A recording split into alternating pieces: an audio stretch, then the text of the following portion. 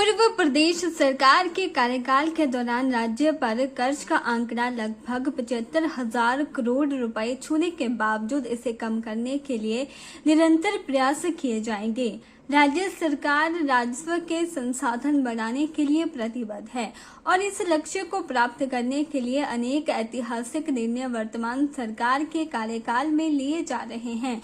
यह बात मुख्यमंत्री ठाकुर सुखविंदर सिंह सुक्खू ने कांगड़ा जिला के फतेहपुर विधानसभा क्षेत्र के फतेहपुर में एक जनसभा को संबोधित करते हुए कही। मुख्यमंत्री ने राज्य में जल विद्युत क्षमता को आर्थिक मजबूती के लिए वरदान बताते हुए कहा कि यह मुद्दा केंद्र सरकार के समक्ष उठाया गया है। उन्होंने कहा कि हिमाचल प्रदेश ने ऋण मुक्त जल विद्युत परियोजना से रॉयल्टी का हिस्सा 30 से 50% तक बढ़ाने की मांग की है। फतेहपुर में मैंने भवानी पठानिया जी से चर्चा की थी और चर्चा करने के बाद जो उन्होंने मांगे रखी थी Rajiv Gandhi neighbourhood school, indoor stadium, काओ, बेसहारा पशुओं के लिए, उसमें हमने देखा कि जेन्युइन है और इसमें हमने उसको घोषणा की है। इस दृष्टिकोण से मैं फतेहपुर में आज आया भी हूँ और यहाँ कैसे टूरिज्म को डेवलप किया जाए उस दृष्टिकोण से भी। सबसे बड़ी बात कि आप दिल्ली गए थे, निर्मला सीतारमण से आप मिले हैं। हिमाचल के कई सारे रुपये उन्होंने देने से मना कर दिया है। 5300 करोड़ रुपये का आपको कम भी कर दिया गया लोन की राशि। किस तरीके से देखते हैं? क्या ये जलन की भावना है कि प्रदेश में कांग्रेस की सरकार बन गई है? नहीं, मेरा ये मानना है कि 4,500 करोड़ रुपया, 5,500 करोड़ रुपया हमारा कम हुआ है लोन की लिमिट से। और जो ओपीएस हमने 1780 करोड़ रुपया जो ओपीएस का देते थे, उसके हमको जो हमने मार्च का हमने अंशदान दे दिया था कंट्रीब्यूशन, लेकिन उन्होंने उस अंशदान का भी हमारे को 1780 करोड़ रुपया नहीं दिया। तो मेरी उनसे चर्चा हुई है, उन्होंने बोला मैं इन सब मामलों को देखूंगी और उसके बाद आपको बताऊंगी। तो मुझे लगता है कि हमारी सरकार इस बारे में अथक प्रयास करेगी। अभी आपने अवैध खनन और चिट्टा के गिरोह पर अंकुश लगाने की कोशिश की। जहां आप खड़े हैं सर, वहां की सिचुएशन बहुत खराब है। नई दृष्टिकोण से क्या देखते हैं? जब से मेरी सरकार बनी है, सबसे ज़्यादा चिट्टा के लोगों को जेल के अंदर किया गया, इलीगल शराब वालों को जेल के अंदर किया गया। कभी नूरपुर, उन्ना, कुल्लू में इतने बड़े छापे पड़े थे, कभी नहीं पड़े थे। ये पहली बार है और हमने दिखाया है। और मैं आपको एक चीज़ और बताना चाहता हूँ कि हम कानून में बदलाव करना चाहते हैं। उसके लिए हम प्रयास कर रहे हैं कि जो भी चिट्टा में और नशे के कारोबार में जो लोग सम्मिलित हैं, उनकी संपत्ति को कुर्क कर दिया जाए। उस दिशा में हमारी सरकार कार्य कर रही है। मुख्यमंत्री के फतेहपुर पहुंचने पर फतेहपुर क्षेत्र के विधायक भवानी सिंह पठानिया, स्थानीय कांग्रेस नेताओं व जनता ने उनका गर्मजोशी के साथ स्वागत किया। मुख्यमंत्री ने फतेहपुर के हरा चौक में पूर्व मंत्री सुजान सिंह पठानिया की प्रतिमा पर माल्या अर्पण किया। उन्होंने पौंग बांध स्थित महाराणा प्रताप की प्रतिमा पर भी माल्यार्पण किया। मुख्यमंत्री ने 2.98 करोड़ रुपए की लागत से डडवाला सकरी सड़क में सकरी खड्ड पर 51.85 मीटर लंबे डबल लेन पुल का उद्घाटन किया। यह पुल रहन, सकरी, छत्तर खास, छत्तर जोगिया, गोलवा, बतराहा, चमोली, पंजरौर और बारी गांव के लगभग 8500 लोगों को सुविधा प्रदान करेगा। उन्होंने फतेहपुर तहसील के अंतर्गत 26 पंचायतों के निवासियों के लिए 2 कार्यशील घरेलू नल कनेक्शन योजनाएं भी समर्पित की। जल जीवन मिशन के अंतर्गत इस योजनाओं को 40.35 करोड़ रुपए व्यय किए गए हैं। इन योजनाओं के तहत 290 बस्तियां कवर कर 61,000 से अधिक लोगों को पेयजल की सुविधा प्रदान की गई है। के चैनल के लिए धर्मशाला से ब्यूरो रिपोर्ट।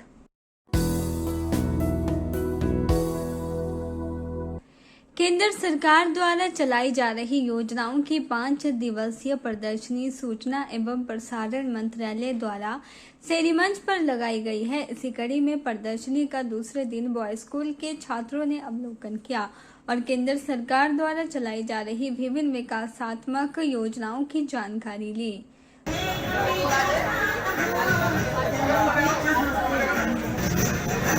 सूचना एवं प्रसारण मंत्रालय द्वारा शेरी मंच पर केंद्र सरकार द्वारा चलाई जा रही योजनाओं को लेकर प्रदर्शनी लगाई गई है, जिसका आज बॉय स्कूल के छात्रों ने अवलोकन किया और यहां पर आयोजित भाषण, लेखन व पेंटिंग प्रतियोगिता में भी भाग लिया।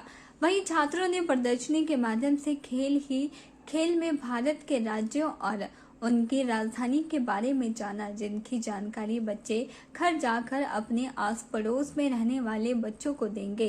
यहाँ सूचना एवं प्रसारण मंत्रालय द्वारा प्रदर्शनी लगाई गई है।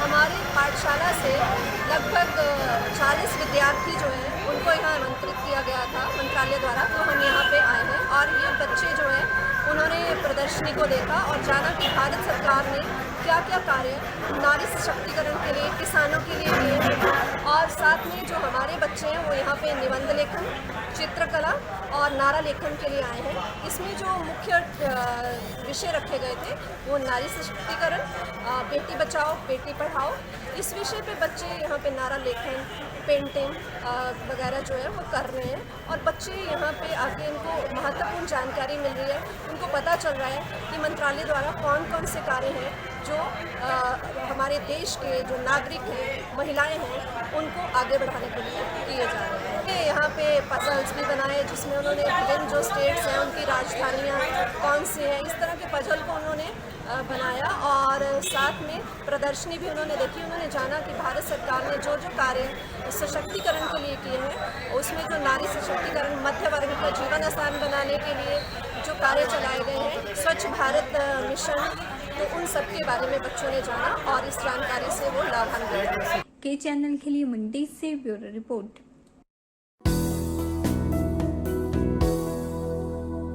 हिमाचल प्रदेश विधानसभा में 12 जून को बाल सत्र का आयोजन किया जाएगा।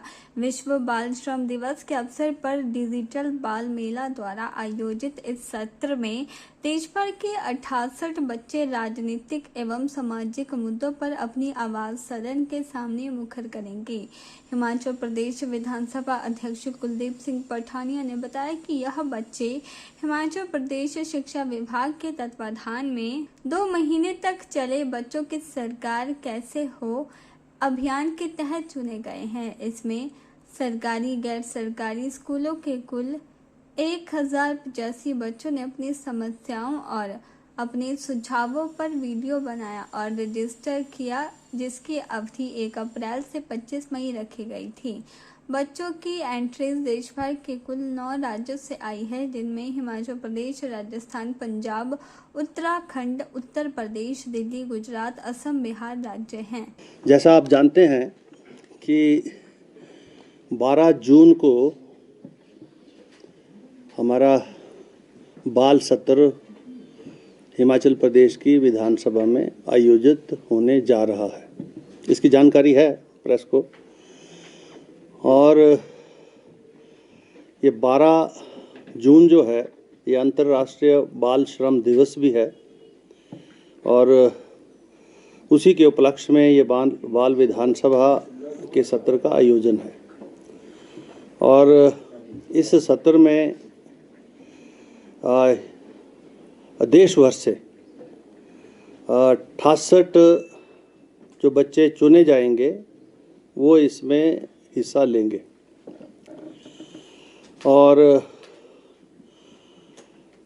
अब ये जो बच्चे आज यहाँ हैं ज़रूरी नहीं है ये चयनित है, क्योंकि इसकी जो चयन की जो प्रक्रिया है, जैसा आप जानते हैं कि 1 अप्रैल को ये प्रक्रिया शुरू हुई थी और ये 25 मई तक चली, जिसमें जो फ्यूचर जो सोसाइटी ऑफ इंडिया है वो एनजीओ जो है इसका आधार है और बाल मेला जो इसका आयोजन कर रहा था। यानी बाल मेला में इस बच्चे ही उसके टोटल जो व्हाट्सएप पर जो डिजिटली जो बच्चे जुड़ रहे थे देश भर से, वो सारी प्रक्रिया वहाँ जो है उस बाल मेला के माध्यम से हो रही थी।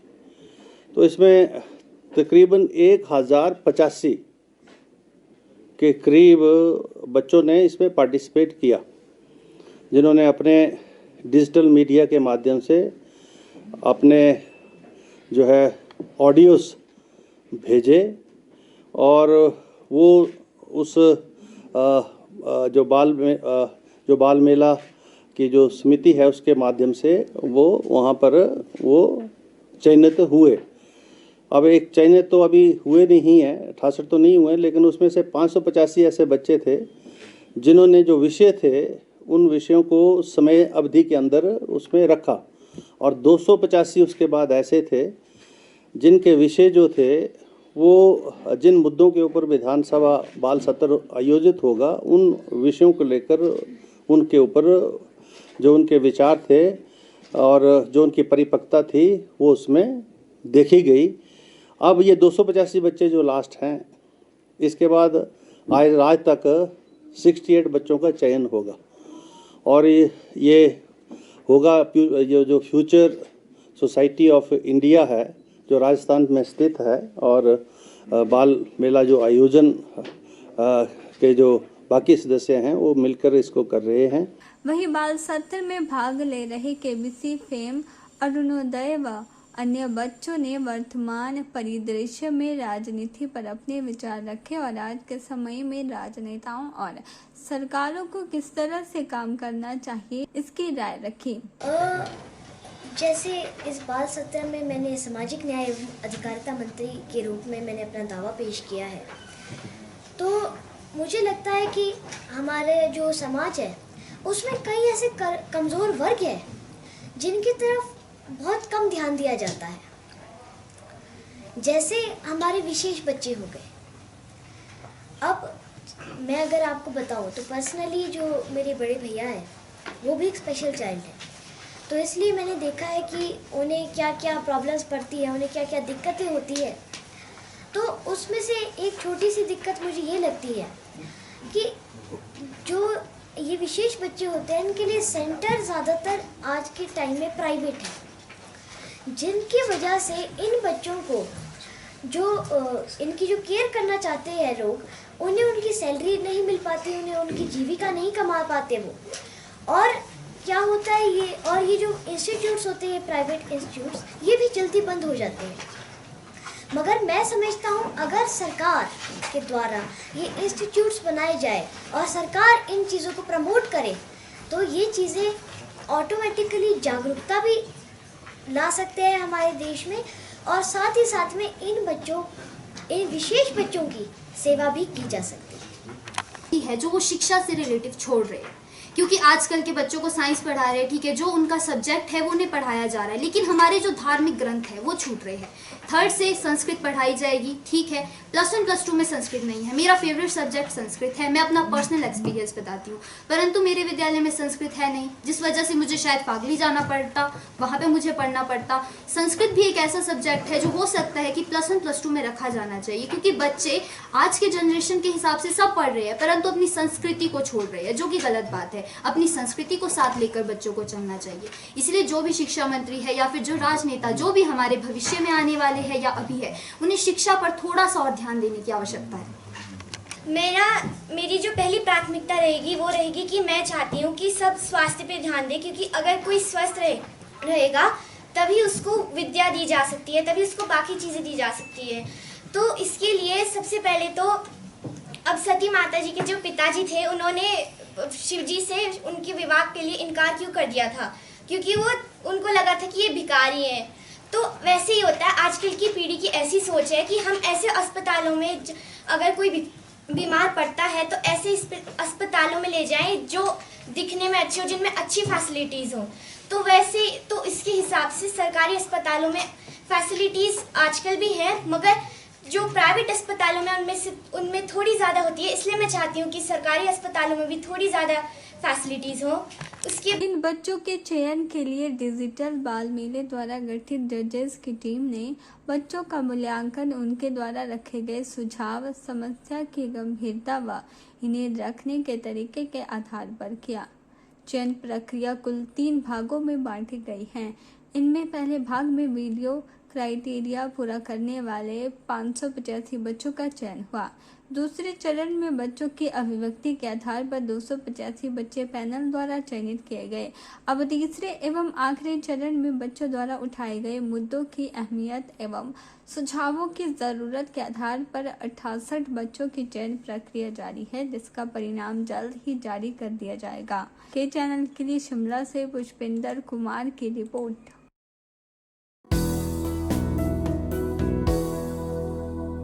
केंद्र की मोदी सरकार के 9 साल पूरे हो गए हैं और भाजपा ने केंद्र सरकार की उपलब्धियों को जनता के बीच ले जाने के लिए देश भर में जनसंपर्क अभियान शुरू किया है। इसी के तहत हिमाचल में भी भाजपा द्वारा आज से अभियान की शुरुआत की है और यह अभियान 30 जून तक चलेगा। राजधानी शिमला में पूर्व भाजपा अध्यक्ष और सांसद सुरेश कश्यप की अगुवाई में सीटीओ से लोअर बाजार होते हुए शेरे पंजाब तक रैली निकाली गई, जिसमें पूर्व मंत्री सुरेश भारद्वाज सहित अन्य नेता मौजूद रहे। सुरेश कश्यप ने कहा कि केंद्र में भाजपा सरकार के 9 साल पूरे हो गए हैं और 9 साल में पीएम मोदी की उपलब्धियों को आम जन तक पहुंचाने के लिए जनसंपर्क अभियान शुरू किया गया है। हिमाचल में भी आज से यह अभियान शुरू किया गया है और अलग अलग जिलों में वरिष्ठ नेता अभियान का शुभारंभ करेंगे। शिमला में भी आज से अभियान शुरू किया गया है और इस अभियान के तहत जहां लोगों के घर घर जाकर मोदी सरकार की उपलब्धियां बताई जाएंगी, इसके अलावा व्यापारी वर्ग के साथ बैठकों का आयोजन भी होगा। उन्होंने कहा कि मोदी सरकार के कार्यकाल में अभूतपूर्व विकास हुआ है। आज देश की बड़ी अर्थव्यवस्था के रूप में भारत उभरा है। देश में तेज गति से हाईवे बनने, रेल विस्तार, हवाई सेवाओं का विस्तार हुआ है। इसके अलावा गरीबों का आवास, गैस कनेक्शन देने के साथ अन्य क्षेत्र में विकास कार्य हुए। इन विकास कार्यों को आम जनता तक पहुंचाने के लिए ही भाजपा द्वारा जनसंपर्क अभियान शुरू किया गया है। आज पूरे प्रदेश भर में महा जनसंपर्क अभियान की शुरुआत हुई है और जिसमें प्रदेश में विभिन्न स्थानों के ऊपर, जिसमें शिमला में मैं, मेरे साथ आदरणीय सुरेश भारद्वाज जी, आदरणीय संजय सूद जी, हमारे जिला अध्यक्ष परमार जी, हमारे तीनों मंडलों के अध्यक्ष और वरिष्ठ कार्यकर्ता जन इस अभियान में आज सम्मिलित हुए हैं। इसी प्रकार से सोलन में आदरणीय प्रदेश अध्यक्ष डॉक्टर राजीव बिंदल जी, धर्मशाला में हमारे नेता प्रतिपक्ष और पूर्व मुख्यमंत्री जयराम ठाकुर जी तथा अन्य हमारे पार्टी के वरिष्ठ नेतागण आज विभिन्न स्थानों से ऊपर इस अभियान की शुरुआत कर रहे हैं, जो कि 30 जून तक चलने वाला है। माननीय मोदी जी के नेतृत्व में 9 वर्ष का जो ऐतिहासिक कार्यकाल पूर्ण हुआ है, उसकी जितनी भी उपलब्धियां हैं उसको आम जन तक पहुंचाना और आम जन के माध्यम से फिर से 2024 में मोदी जी को तीसरी बार देश का प्रधानमंत्री बनाना, उस लक्ष्य के साथ हम आगे बढ़ रहे हैं। आज जिस प्रकार से माननीय मोदी जी के नेतृत्व में हम दुनिया की 5वीं सबसे बड़ी अर्थव्यवस्था बने हैं, सबसे तेज गति से आगे बढ़ने वाली अर्थव्यवस्था बने हैं और इसके साथ साथ आज आर्थिक रूप से सुदृढ़ होने के साथ साथ सामरिक दृष्टि से भी हम सुदृढ़ हुए हैं। और यही नहीं है, जो विकासात्मक कार्य पिछले 9 सालों में हुए हैं, उसमें चाहे 3.5 करोड़ से ज़्यादा परिवारों को जो आवास देने का काम, 10 करोड़ से ज़्यादा परिवारों को गैस देने का काम, 11 करोड़ से ज़्यादा शौचालयों का निर्माण और जिस प्रकार से विभिन्न ऐतिहासिक काम, धारा 370-35 को समाप्त करना, अयोध्या में राम मंदिर का रास्ता प्रशस्त हो, सीए लागू होना, ट्रिपल तलाक को समाप्त करना और हमने देखा है कि विकास को एक नई दिशा और नई गति मिली।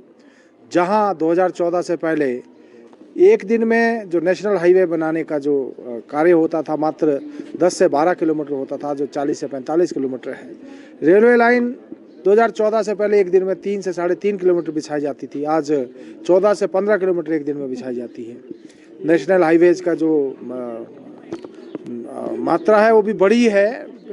पिछले 70 वर्षों में लगभग 51 लाख किलोमीटर जो है नेशनल हाईवेज बने थे, लेकिन इन 9 वर्षों में लगभग 53 लाख किलोमीटर जो है नेशनल हाईवेज का निर्माण किया गया। के चैनल के लिए शिमला से पुष्पिंदर कुमार की रिपोर्ट। भारत की जनवादी नौजवान सभा और अखिल भारतीय जनवादी महिला समिति ने आज उपायुक्त मंडी को शहर के जनमानस से जुड़ी समस्याओं के बारे में ज्ञापन सौंपा। हम चाहते हैं सीसीटीवी कैमरे लग जाएं उन स्थानों के अंदर, ठीक, जिसके और एक और से जो शमशान घाट है ना शहर के अंदर, उसमें जो भी नए भारत की जनवादी नौजवान सभा राज्य अध्यक्ष सुरेश सरवाल ने बताया कि शहर के विभिन्न वार्डों में आवारा कुत्तों का प्रकोप बढ़ रहा है और शहर में आए दिन यह कुत्ते राह चलते लोगों को परेशान कर रहे हैं। उन्होंने बताया कि शहर में कूड़े के ढेर भी कई मोहल्लों में हैं, वहां पर राह चलते लोग भी अपने घर का कूड़ा फेंक देते हैं, इसलिए इन स्थानों पर सीसीटीवी कैमरा लगाए जाएं और शहर में नई तकनीक से बने शमशान घाट की तरह एक और शमशान घाट बनाया जाए ताकि शहरवासियों को सुविधा मिल सके। उन्होंने कहा कि उपायुक्त कार्यालय के बाहर जिला लाइब्रेरी को स्थानांतरित किया जाए ताकि छात्र और शहरवासियों को उचित सुविधा मिल सके। भारत की जनवादी नौजवान सभा और अखिल भारतीय जनवादी महिला समिति की शहरी इकाई इस ज्ञापन के माध्यम से आग्रह किया है कि इन मांगों को जल्द से जल्द पूरा किया जाए, अन्यथा शहर में विभिन्न जन संगठनों और आम जनता को लामबंद करते हुए बड़ा आंदोलन करेगी। मंडी शहर के अंदर भारत की जनवादी नौजवान सभा और अखिल भारतीय महिला समिति ने मिलकर उपायुक्त को मंडी शहर की समस्याओं को लेकर एक ज्ञापन सौंपा है, जिसमें हमने मांग की है कि शहर में जो कुत्तों का प्रकोप है वो जो है अलग अलग वार्डों के अंदर देखने को मिल के रहा है, चाहे वो रामनगर वार्ड है, मंगवाई है, दूसरे जो वार्ड हैं उनमें जो है कुत्तों का प्रकोप जब काफ़ी देखने को मिला। जो राह चलते हुए हर किसी जो नागरिक है या बच्चे हैं जो स्कूलों के अंदर आते हैं उनको भी कई जगह काटा जा रहा है, वो एक बड़ा खतरा आज देखने के अंदर मिल रहा है। दूसरा जो मुख्यतः है जो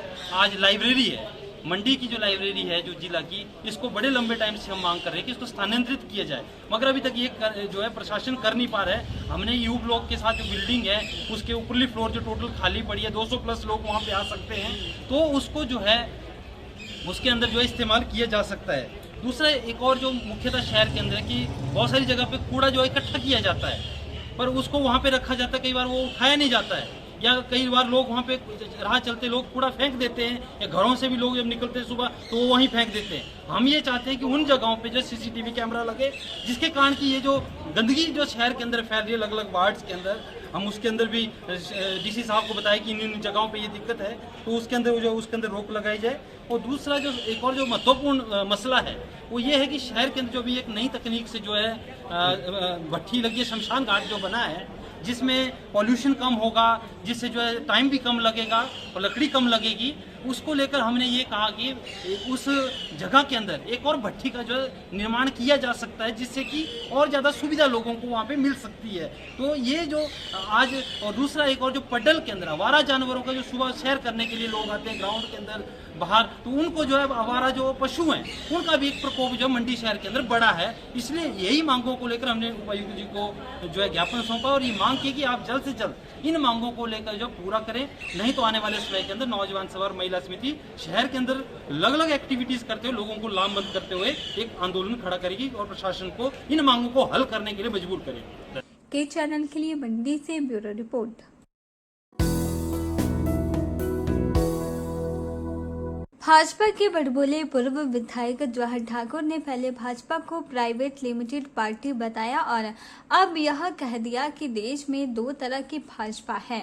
उन्होंने आज मंडी में आयोजित पत्रकार वार्ता को संबोधित करते हुए कहा कि देश में असली भाजपा काम कर रही है तो वहीं प्रदेश में नकली भाजपा है। आपको बता दें कि द्रंग से भाजपा के पूर्व विधायक इस बार विधानसभा चुनावों में टिकट न मिलने के कारण काफी खफा हैं।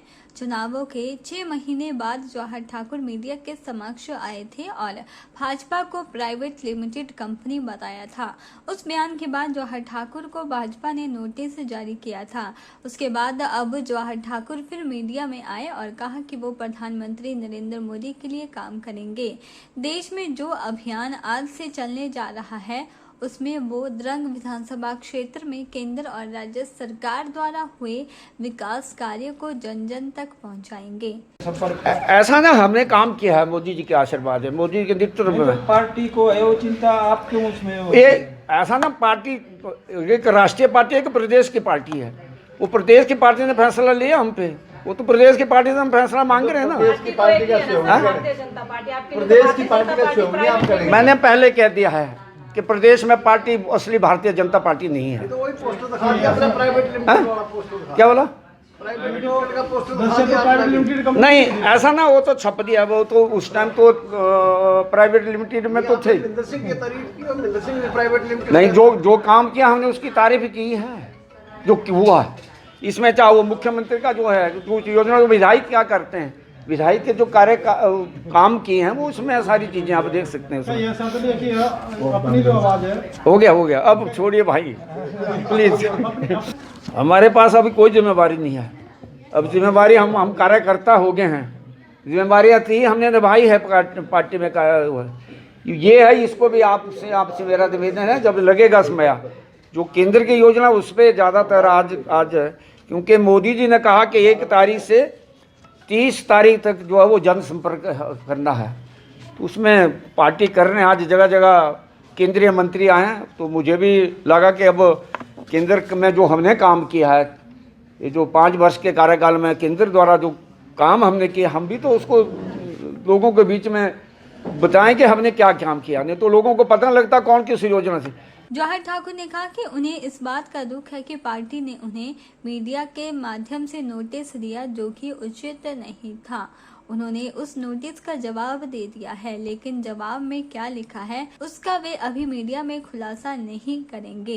आने वाले समय में यदि उचित लगा तो पार्टी को दिए गए जवाब को सार्वजनिक किया जाएगा। इस मौके पर उन्होंने केंद्र और प्रदेश सरकार द्वारा द्रंग विधानसभा क्षेत्र में किए गए विकास कार्यों को गिनाया और कहा कि वे इन्हें जन जन तक पहुंचाएंगे। पार्टी ने जो निर्णय लिया वो पार्टी का अपना अधिकार है, वो तब की बात है। अभी पार्टी ने हमसे कुछ मांगा था, कारण उसके हमने जवाब पार्टी को भेजा है, और पार्टी जो भी निर्णय लेगी उसके बाद हम उसमें कहेंगे। हमें उस जो हमने जवाब हमसे मांगा, जो जवाब हमने दिया है उस पर क्या एक्शन लेती है पार्टी। मैंने अभी सार्वजनिक नहीं है, हालांकि मुझको जो नोटिस निकाला वो प्रेस के माध्यम से निकाला है। एक चिंतनीय विषय है। हमने 25 साल पार्टी को संजोया है, पार्टी को यहाँ पहुँचाया है। जिसने एक्शन लेंगे पार्टी हमसे पूछेगी। हमने आपको इसलिए नहीं बताया, हम बताएंगे हमने क्या लिखा, हमने जवाब क्या दिया है। इस बारे में मैं नहीं चर्चा करना चाहता हूँ, मैं सिर्फ चर्चा मेरी आज ही है। के चैनल के लिए मंडी से ब्यूरो रिपोर्ट।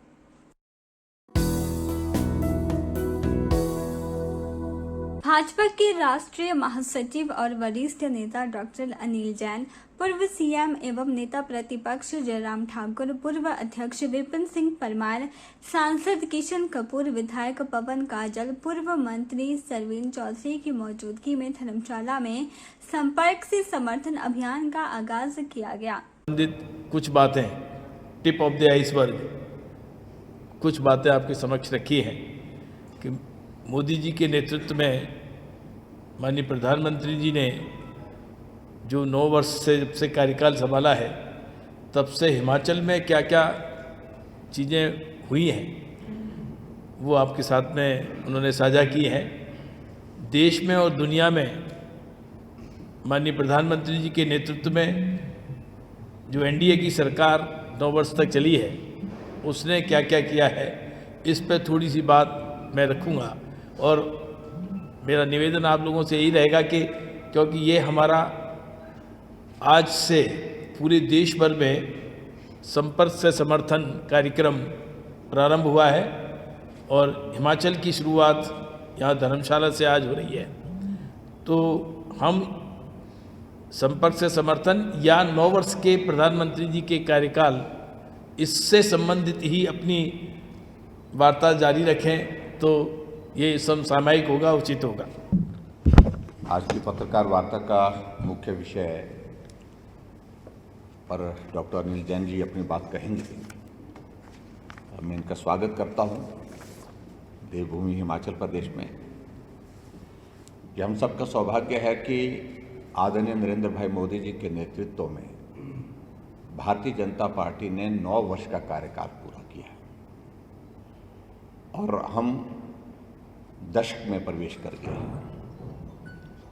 और भारतीय जनता पार्टी के आज तक के इतिहास में ये पहला अवसर है कि देश में मजबूत सरकार के साथ स्थायी सरकार और 10 वर्ष का कार्यकाल पूरा करने की दिशा में आगे बढ़ रही है। पूरे देश में भारत का अगर विकास की दृष्टि से हम देखें तो भारत हर क्षेत्र में आगे बढ़ा है और अंतर्राष्ट्रीय स्तर पर अगर हम देखें तो भारत का सम्मान अंतर्राष्ट्रीय स्तर पर बहुत ऊंचा हुआ है। आज भारत पूरे विश्व के मानचित्र पर अलग पहचान के साथ, अलग सम्मान के साथ खड़ा है। और ऐसे में आपने इस बात को भी देखा होगा कि देश के अंदर और देश के बाहर पूरी दुनिया में अगर लोकप्रियता की दृष्टि से हम देखें तो नरेंद्र भाई मोदी जी आज विश्व के सर्वप्रिय, सबसे ज़्यादा लोकप्रिय नेता के रूप में हैं। और ये सम्मान की परिस्थिति आप लोगों ने यही नहीं, अभी हाल ही में बाहर के देशों में जहाँ जाना हुआ, आपने इस बात को भी देखा होगा कि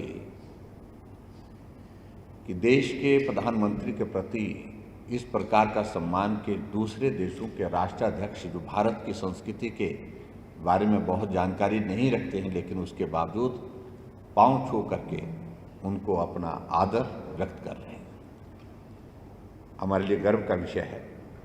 मित्रों, आज का ये जो विषय है कि 9 वर्ष का कार्यकाल पूरा होने के पश्चात एक महा जनसंपर्क का कार्यक्रम भारतीय जनता पार्टी ने पूरे देश भर में शुरू किया है और उसके अंतर्गत अलग अलग कार्यक्रम हैं। उन सारी चीज़ों को लेकर के मैं ज़्यादा विस्तार से नहीं जाऊंगा, लेकिन आज का एक कार्यक्रम जो विशेष तौर से है, जो हिमाचल प्रदेश में हमने तय किया है कि 1 तारीख यानी कि आज 1 जून को और 2 जून को, थोड़ा कुछ जगह 2 जून को भी रखा है, संपर्क से समर्थन। यानी कि हमारे समाज में ऐसे प्रबुद्ध लोग जिनकी समाज में एक बहुत बड़ी एक कंट्रीब्यूशन है, उनकी पहचान है, उनका सम्मान है, ऐसे लोगों के साथ 9 वर्ष की जो आदरणीय नरेंद्र भाई मोदी जी की भारतीय जनता पार्टी की सरकार की जो उपलब्धियां हैं उनका भी हम जिक्र करने के लिए जाएंगे और उसके साथ साथ में उनके सहयोग के लिए भी अपील करेंगे। के चैनल के लिए धर्मशाला से ब्यूरो रिपोर्ट।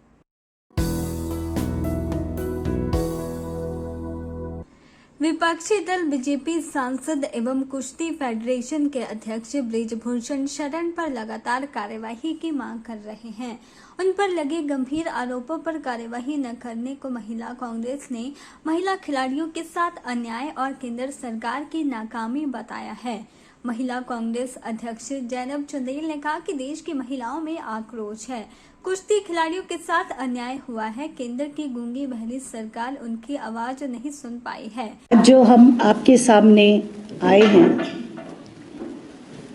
देश की महिलाओं में और सभी महिलाओं में बहुत ही दुख और आक्रोश है।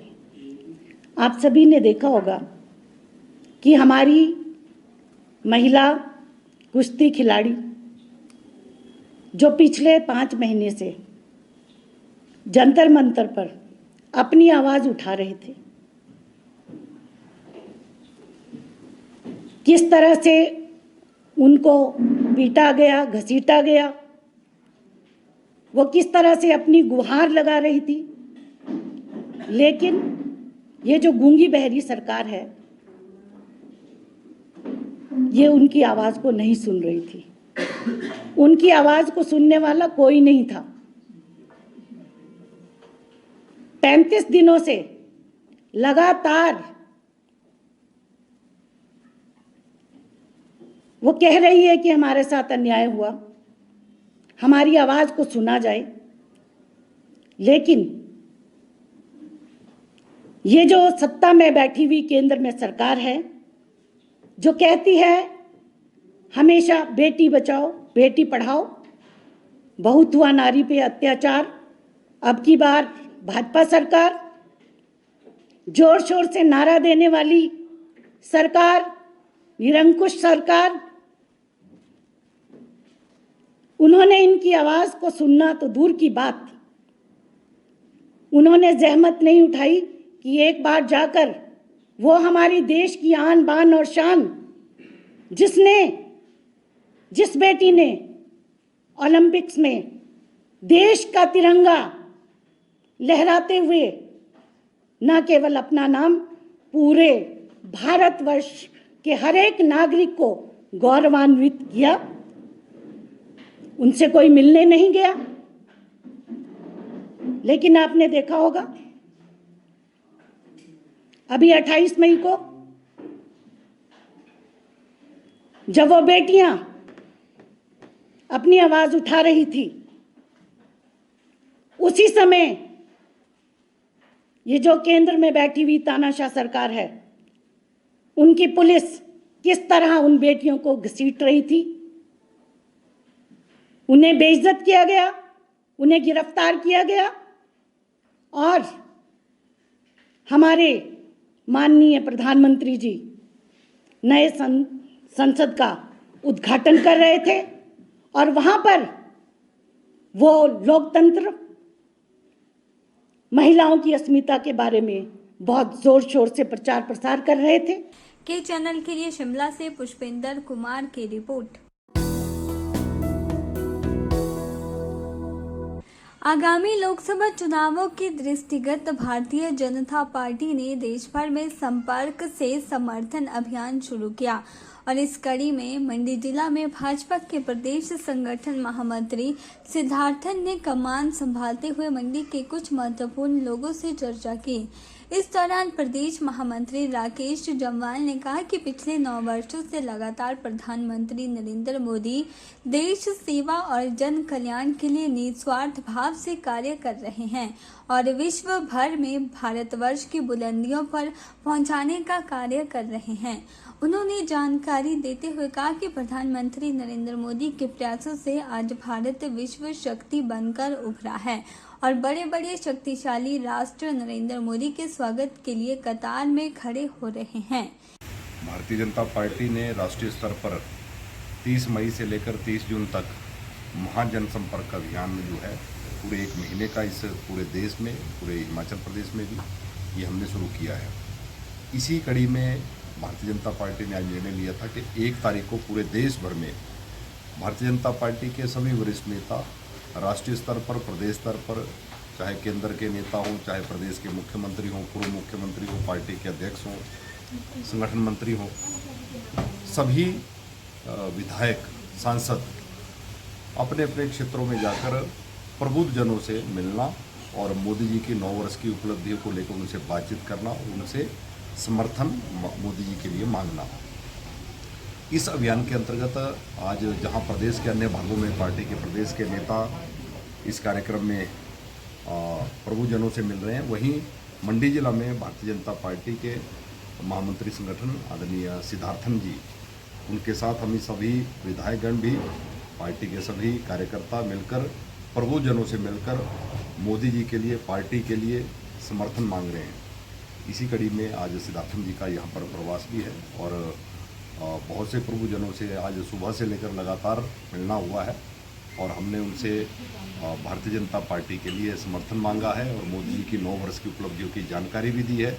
उसका एक बुकलेट आया, वो भी हम भेंट कर रहे हैं और उसके साथ आने वाले समय में क्या सुझाव हो सकते हैं, उन सुझावों को भी हम उनसे ले रहे हैं। भारतीय जनता पार्टी संपर्क से समर्थन अभियान के माध्यम से जनता के बीच जाकर पिछले 9 वर्षों में हुए कार्यों को बता रही है और जनता केंद्र सरकार और प्रधानमंत्री नरेंद्र मोदी के कार्यकाल को देश का स्वर्णिम काल कह रही है। उन्होंने जानकारी देते हुए कहा कि यह कार्यक्रम पूरा 1 महीना चलेगा और बूथ स्तर पर केंद्र सरकार की उपलब्धियों को जनता के समक्ष प्रस्तुत किया जाएगा।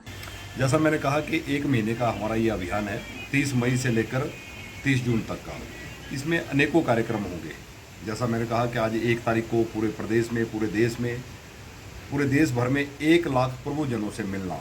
इसके पश्चात प्रेस वार्ता हर पार्लियामेंट स्तर पर होगी, केंद्र के नेता भी आएंगे, प्रदेश के नेता भी होंगे, चारों संसदीय क्षेत्रों की बड़ी रैलियाँ होंगी जिसमें केंद्र के नेता उसमें भी रहेंगे और 20 जून से लेकर 30 जून तक हर घर में संपर्क करना और लोगों तक मोदी जी की 9 वर्ष की उपलब्धियों को जनता के बीच में पहुंचाना, ये इस महाजनसंपर्क अभियान का हमारा लक्ष्य है। आने वाले लोकसभा चुनाव के लिए संगठन मंत्री का क्या कार्यकर्ताओं को मंत्र? निश्चित तौर पर संगठन मजबूत होगा। संगठन को मजबूत करने के लिए पार्टी के सभी नेता काम कर रहे हैं। पार्टी के प्रदेश अध्यक्ष जी, पार्टी के संगठन मंत्री जी, पार्टी के अन्य वरिष्ठ नेता, पूर्व मुख्यमंत्री जयराम ठाकुर जी अलग अलग क्षेत्रों में जाकर आने वाले समय में किस प्रकार से हम लोकसभा चुनावों में अच्छी जीत हासिल करें, इसको लेकर सारी के चैनल के लिए मंडी से ब्यूरो रिपोर्ट।